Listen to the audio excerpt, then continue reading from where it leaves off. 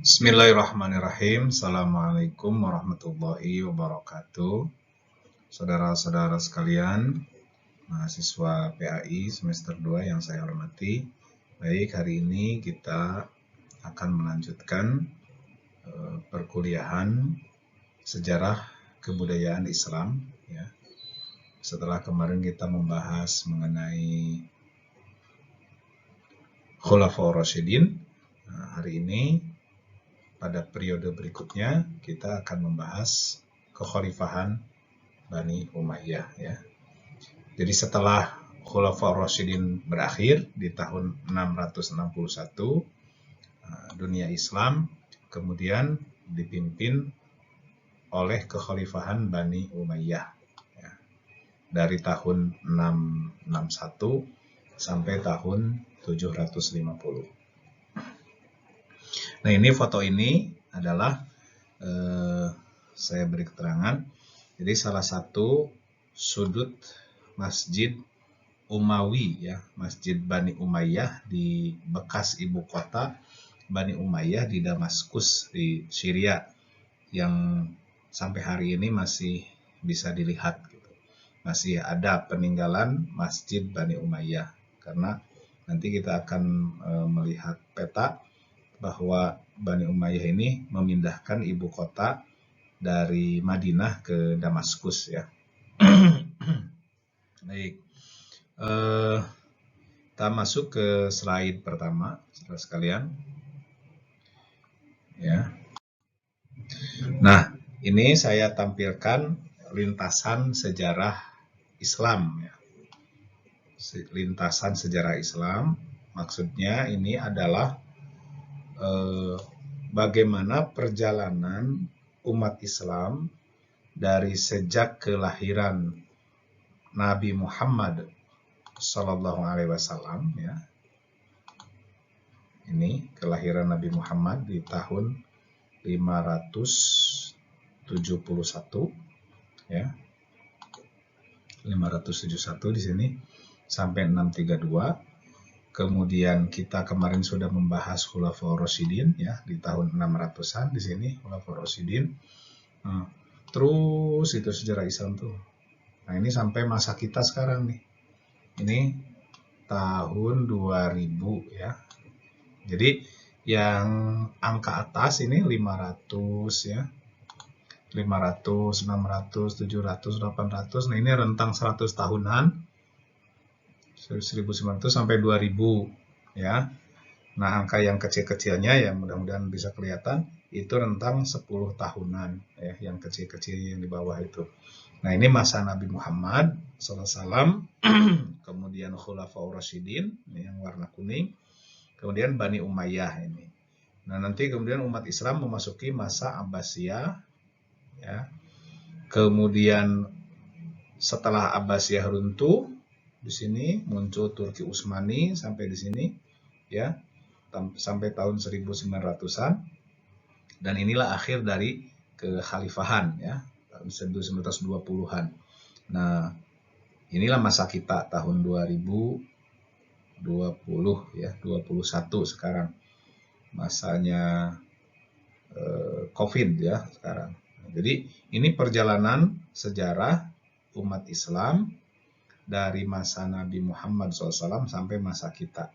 Secara ringkas seperti itulah gitu, ya, secara mudahnya gitu.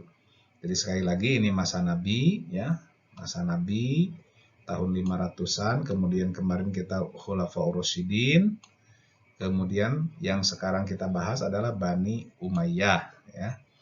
Nah, nanti Bani Umayyah juga menyambung dengan Umayyah di Spanyol ini, ya, yang di bawah ini Bani Umayyah di Spanyol. Nah, tapi kita di mata kuliah ini tidak ada pembahasan khusus, ya, tentang mata Bani Umayyah di Spanyol. Kita masih lurus di sini. Jadi setelah Bani Umayyah, kemudian Bani Abbasiyah yang beberapa periode itu Bani Abbasiyah. Nah, berikutnya nanti setelah Abbasiyah jatuh, ya, ini Turki Utsmani dan lain-lain. Nah, kita nanti sampai, kemarin saya sampaikan sampai di Perang Dunia Pertama ya. Perang Dunia Pertama itu sekitar 1900, berakhirnya 1918-nya di sini. Gitu, ya. Nah, hari ini pembahasan kita Bani Umayyah. Sekali lagi ini ya. Nah, jadi bisa disorot yang ini. Nah, saudara sekalian perlu dipahami dulu, dicerna dulu. Khulafaur Rasyidin yang sudah kita bahas kemarin itu sekitar 29 tahun ya, yang 4 khalifah itu. Nah, kalau Bani Umayyah ini yang sampai keruntuhannya di tahun 750, jadi dari tahun 661 sampai 750 itu sekitar 89 tahun. Ya, 89 atau 90 tahun ya. Itu Bani Umayyah untuk membandingkan lamanya atau durasi kekuasaan antara Khulafaur Rasyidin dan Bani Umayyah. Nah, nanti Abbasiyah panjang. Abbasiyah dengan beberapa periodenya hampir 500 tahun. Ya. Dan ada yang lebih panjang itu Turki Utsmani. Baik. Nah, sekarang kita ke Bani Umayyah ya. Seperti yang tadi saya sampaikan, Bani Umayyah ini berkuasa atau berlangsung pemerintahannya dari tahun 661 sampai 750 Masehi ya. Itu kurang lebih 89 tahun tadi ya. Nah, yang akan kita bahas di sini setidaknya ada beberapa hal, nanti kita akan bahas secara singkat saja, yaitu tentang silsilah. Siapa sih sebetulnya Bani Umayyah ini? Kemudian jumlah khalifah atau khalifah-khalifahnya dalam jangka waktu 89 tahun, itu berapa orang khalifah. Kemudian bagaimana struktur masyarakat di masa Bani Umayyah, struktur masyarakat yang ada dalam wilayah kekuasaan Bani Umayyah. Berikutnya tentang ibu kota ya. Kemudian ini salah satu atau ciri khas dari pemerintahan Bani Umayyah adalah adanya Arabisme, adanya upaya Bani Umayyah untuk menempatkan bangsa Arab itu lebih superior di atas bangsa yang lainnya ya. Kemudian tentang wilayah Bani Umayyah ya. Nah, berikutnya yang terakhir adalah keruntuhan ya. Masa atau penyebab keruntuhan, penyebab berakhirnya Bani Umayyah. Nah, ini itu 2, 3, 4, 5, 6, 7 ya, 7 poin. Kita bahas secara singkat saja dari pemerintahan atau kekuasaan Bani Umayyah. Ya. Nah, baik, berikutnya ya, kita mulai dari silsilah. Ya, dari silsilah. Siapa sih sebetulnya Bani Umayyah ini? Ya. Saudara sekalian, sebenarnya aktor utama Bani Umayyah ini adalah Muawiyah bin Abi Sufyan. Ini Muawiyah bin Abi Sufyan yang di pembahasan sebelumnya dia ini berkonflik dengan Ali bin Abi Thalib karena persoalan pembunuhan Utsman bin Affan ya. Ya, ini Muawiyah bin Abi Sufyan. Nah, Muawiyah ini punya ayah namanya Abu Sufyan. Abu Sufyan, ini Abu Sufyan. Nah, Abu Sufyan punya ayah namanya Harb. Harb punya ayah namanya Umayyah. Jadi kekuasaan ini terlalu gelap ya. Kekuasaan Bani Umayyah ini, jadi si pendiri yaitu Muawiyah bin Abi Sufyan itu mencantolkan namanya ke buyutnya berarti ya, buyutnya Umayyah. Jadi karena nanti kekuasaan Bani Umayyah ini semuanya adalah khalifah-khalifahnya adalah keturunan dari Umayyah. Maka disebutlah ini sebagai dinasti atau kekhalifahan Bani Umayyah. Ya. Nah, ini sering-sering tertukar antara Umayyah dan Muawiyah. Ini dua orang berbeda gitu. Jadi pendirinya adalah Muawiyah ini ya, Muawiyah. Tapi nama yang dicantolkannya adalah kakeknya atau buyutnya, yaitu Umayyah. Nah, ini dari segi silsilah. Nah, saudara-saudara berikutnya. Nah, berikutnya adalah khalifah-khalifah Bani Umayyah ya. Jadi selama 89 tahun memerintah, inilah 14 orang khalifah Bani Umayyah ya. 1 Muawiyah bin Abi Sufyan ya, pendirinya, kemudian Yazid bin Muawiyah, ini anaknya Muawiyah. Kemudian yang ketiga Muawiyah bin Yazid. Nah, ini anaknya ini yang nomor 2, khalifah nomor 2. Jadi 3 orang khalifah pertama dari Bani Umayyah ini sampai cucu ya, sampai cucu. Nah, baru setelah khalifah keempat ini bukan lagi keturunan Muawiyah, tapi masih keluarga besar dari Umayyah, yaitu Marwan bin Hakam. Berikutnya Abdul Malik bin Marwan, kemudian Walid bin Abdul Malik, Sulaiman bin Abdul Malik, Umar bin Abdul Aziz, Yazid bin Abdul Malik, Hisham bin Abdul Malik, Walid bin Yazid, Yazid bin Walid, Ibrahim bin Walid, dan terakhir adalah Marwan bin Muhammad. Ya. Nah, dari ke-14 orang khalifah ini, ya, ada beberapa khalifah yang menonjol. Ya, menonjol itu ya perannya cukup penting dan mengalami kemajuan gitu di masanya. Ya tentu saja yang pertama adalah Muawiyah bin Abi Sufyan sebagai pendirinya, karena dari sinilah perubahan pemerintahan di dunia Islam. Kemudian kalau ke sini Yazid, Muawiyah gitu, Marwan itu biasa saja ya. Nah, mulai ada kemajuan di pemerintahan Bani Umayyah ini di masanya Abdul Malik bin Marwan. Kemudian dilanjutkan oleh Walid bin Abdul Malik, dan puncak kejayaan Bani Umayyah ini ada di masa Sulaiman bin Abdul Malik. Dengan begitu luasnya kekuasaan Islam dan kemakmuran yang luar biasa yang dialami oleh umat Islam saat itu. Nah, kemudian muncul Umar bin Abdul Aziz. Ini khalifah, salah satu khalifah Bani Umayyah yang terkenal dengan kezuhudannya, dengan kesederhanaannya adalah ini, Umar bin Abdul Aziz. Makanya sering disebut Umar II katanya, dihubungkan dengan Umar bin Umar bin Khattab ya, yang di kekhalifahan Khulafaur Rasyidin ya.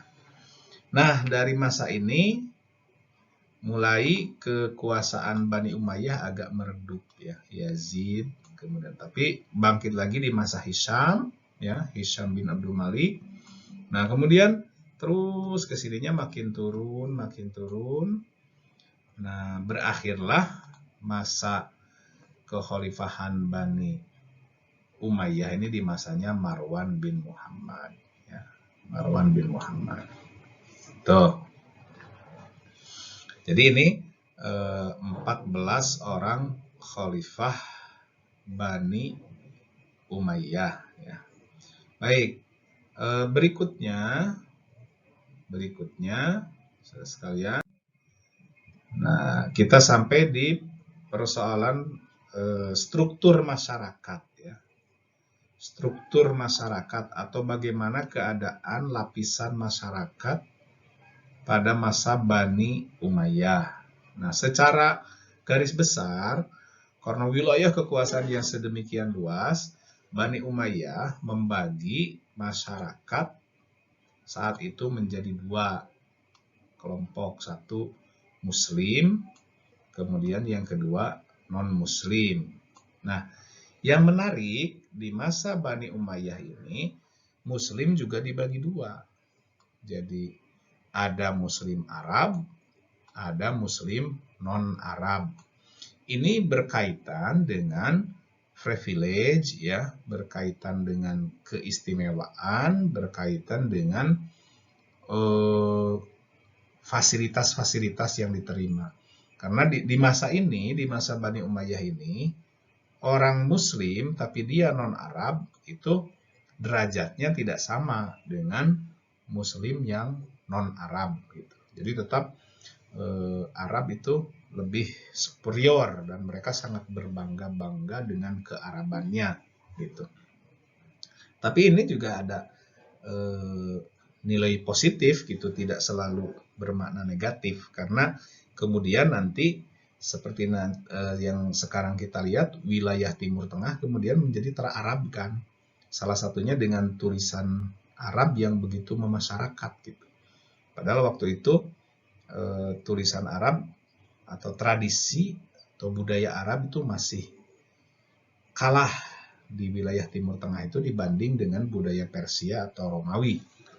Ya. Nah, berikutnya ini salah satu ciri khas atau kelebihan, ya bisa disebut kelebihan atau gebrakan ataupun perubahan besar yang dilakukan oleh dinasti Umayyah adalah memindahkan ibu kota dari Madinah ke Damaskus, ya. Nah, seperti yang kita ketahui, pada masa Khulafaur Rasyidin, ya, Abu Bakar Siddiq, Umar bin Khattab, kemudian Utsman bin Affan, itu kekuasaan Islam atau pusat kekuasaan Islam berada di Madinah. Di masa Ali bin Abi Thalib juga di Madinah. Hanya di akhir-akhir kekuasaannya, di masa Ali bin Abi Thalib, Ali memindahkan kekuatannya ke Kufah, ya, karena basis pendukungnya ada di Kufah ketika Madinah sudah tidak memungkinkan lagi, gitu. Maka Ali memindahkan ke Kufah. Nah, di Kufah ini setelah sepeninggal Ali tidak menjadi lagi pusat kekuasaan karena Bani Umayyah atau Muawiyah memindahkan ibu kota ke Damaskus. Beberapa sejarawan menyatakan bahwa kepindahan ke Damaskus inilah yang membuat penyebaran Islam semakin masif, semakin meluas.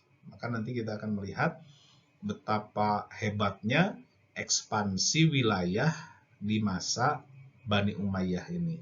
Karena salah satunya adalah posisi ibu kota di Damaskus, ya.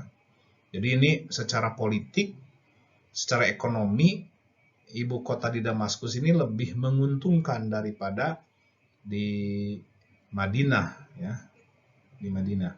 Karena Damaskus ini kemudian dia berada di pinggir Laut Mediterania, kemudian dia sudah lama menjadi salah satu titik perdagangan dunia saat itu yang dikenal dengan jalur sutra, dan ujungnya dia ada di Damaskus. Jalur sutra dari Cina ini kalau perdagangan, ada di Damaskus ujungnya. Maka ibu kota Islam ketika dipindahkan ke Damaskus itu terjadilah sebuah perubahan besar, ya. Nah, baik, berikutnya tentang Arabisme, ya, yang tadi saya singgung. Baik, jadi begini, Arabisme ini pertama menetapkan, atau Bani Umayyah menetapkan bahwa bangsa Arab, ya, seperti yang tadi dilihat di struktur masyarakat, bangsa Arab itu menjadi warga negara kelas 1. Sementara yang kelas 2-nya, ya, Muslim non-Arab. kelas 3 non muslim. Itu apa yang disebut dengan Arabisme. Kemudian yang kedua, unsur dari Arabisme ini adalah semua penduduk harus berbahasa Arab. Ini kelebihan dari Bani Umayyah, ya. Semua bahasa resmi itu harus menggunakan bahasa Arab, dan penduduk di seluruh wilayah Bani Umayyah itu diharuskan untuk berbahasa Arab. Kita lihat sampai sekarang hasilnya wilayah Timur Tengah, yaitu ya dengan berbagai dialeknya, lahjahnya, mereka sama berbahasa Arab. Kemudian administrasi pemerintahan pun harus dilakukan dalam bahasa Arab. Sebelumnya, wilayah Romawi, administrasi pemerintahan memakai bahasa Romawi, ya, seperti Mesir, kemudian Palestina, Syria sendiri sebagai wilayah bekas jajahan Romawi Timur, Bizantium, itu memakai bahasa Romawi.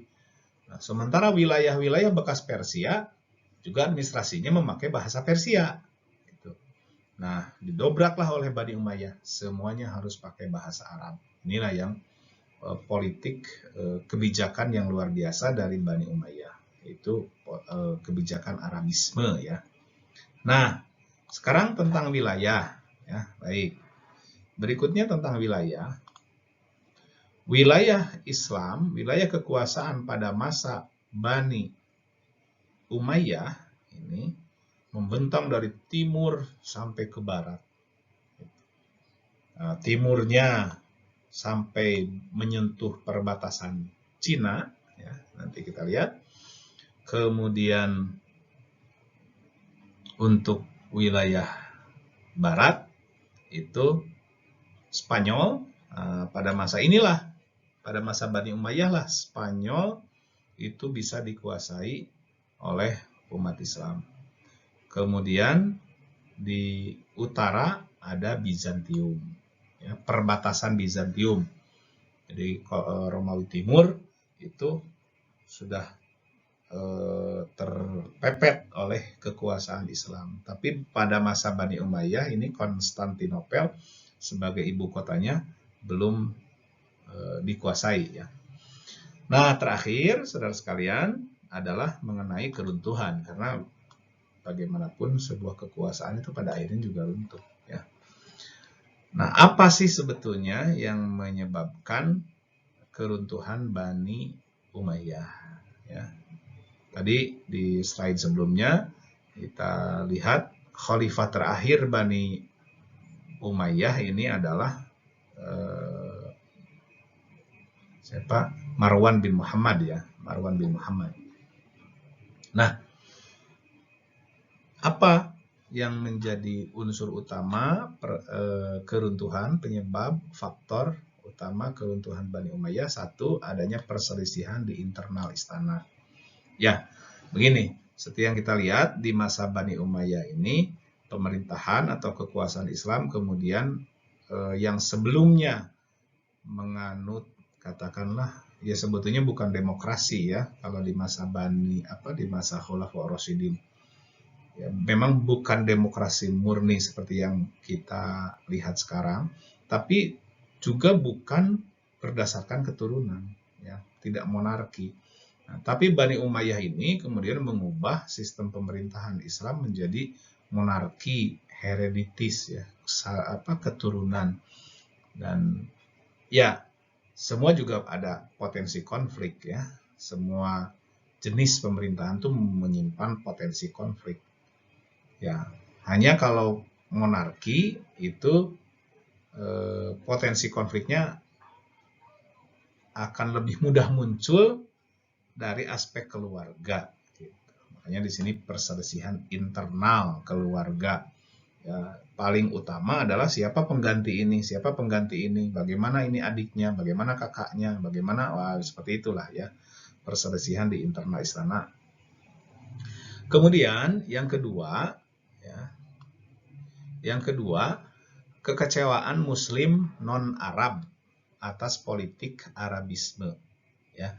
Ini yang non Arab, Muslim yang non Arab itu kecewa, banyak yang kecewa gitu. Ya non Arab seperti Persia itu kan non Arab, mereka kecewa. Saya masuk Islam, saya berada di bawah kekuasaan Bani Umayyah, tapi saya kemudian menjadi warga kelas 2 gitu. Nah, kekecewaan ini terus bertumpuk bertahun-tahun gitu, dan muncullah ya dalam sejarah muncullah keluarga Abbas ya. Abbas ini paman Nabi, nanti akan dibahas minggu depan ya. Keluarga Abbas itu kemudian seperti menemukan amunisi ya.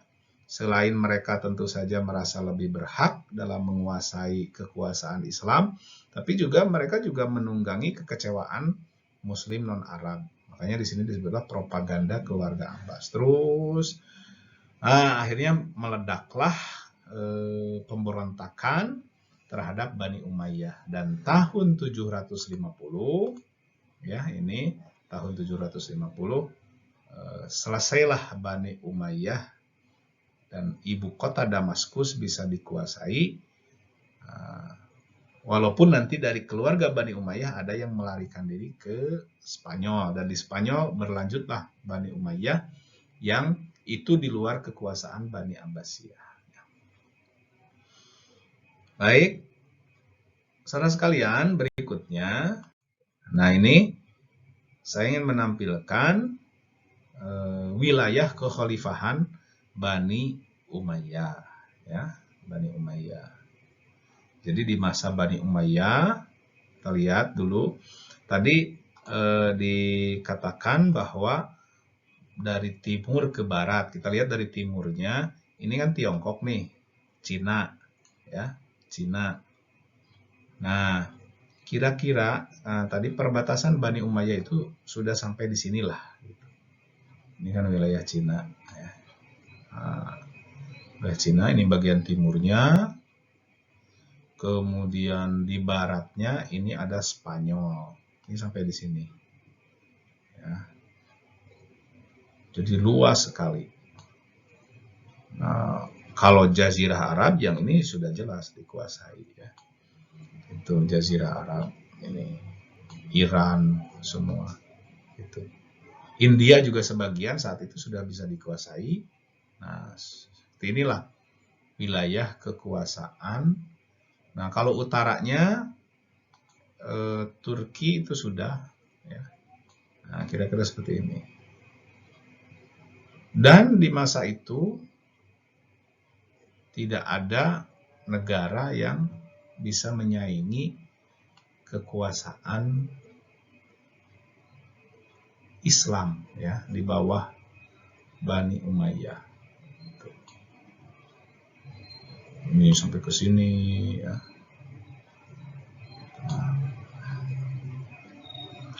Mari kita bandingkan bagaimana wilayah Islam di masa Nabi Muhammad SAW. Jadi ketika Rasulullah wafat, nah ini kira-kira inilah seluruh Jazirah Arab ini memeluk Islam dan bisa dikuasai oleh Rasulullah SAW. Lalu seperti yang kita lihat kemarin di masa Umar bin Khattab, meluaslah Mesir bisa dikuasai ya. Terus ke sini ke Suriah juga ini dikuasainya di masa Umar bin Khattab. Iran juga bisa dikuasai.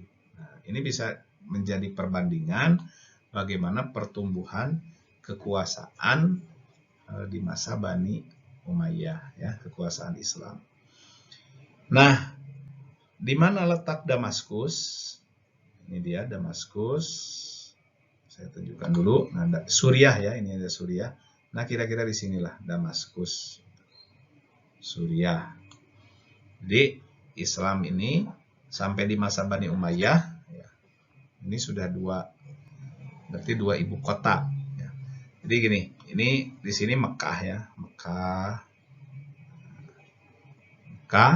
kemudian Rasulullah hijrah kan, hijrah Madinah.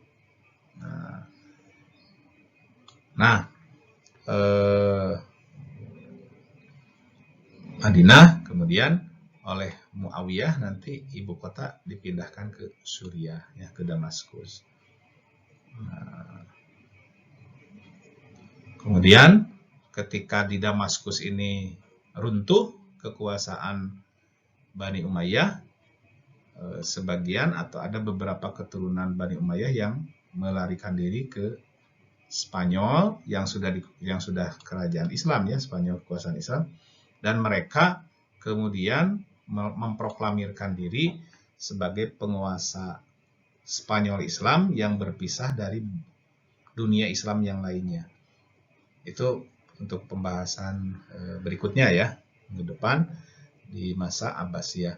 Tapi pada intinya di masa Bani Umayyah ini kekuasaan Islam seperti ini, dan umat Islam berada dalam satu naungan kekhalifahan, ya, naungan kekhalifahan yang saat itu berpusat di Suriah, di Damaskus di sini, ya. Gitu. Demikian saudara sekalian, ya, yang bisa saya sampaikan. Untuk tugas